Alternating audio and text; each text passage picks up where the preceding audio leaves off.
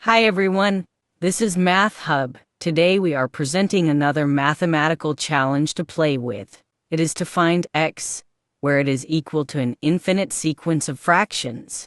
X equals 1 plus, 1 over 2 plus, 1 over 2 plus, and keep repeating this forever.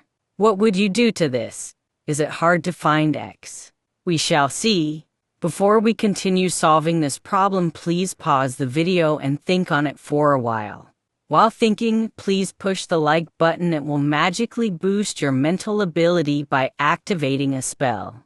Well, while there might be many ways, taking the benefit of limit theorem and other mathematical methods to solve this problem, we want to use a simple and straightforward method.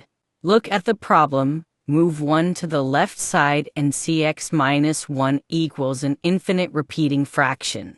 Because it will repeat infinitely, if we neglect the first fraction, the rest still would have the same value. This means we can equate this expression inside the red circle to x minus 1. If we do so, we will have x equals 1 plus 1 over 2 plus x minus 1, which will be 1 plus 1 over x plus 1. We need to use fraction sum to add up these two terms on the right side.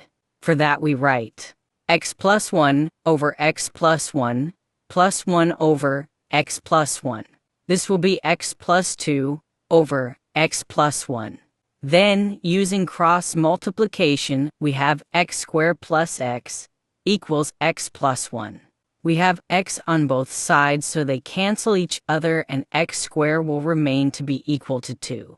This means to us that x can be plus minus square root of 2. From the very first equation, one can forecast that x has a positive value because the fraction is being created by summing positive numbers. Thus, the negative value of square root of 2 should be dismissed. If you look at the options, you see that option C is the correct answer. Look at me. How nice did I explain this math to you? Wouldn't you subscribe for more?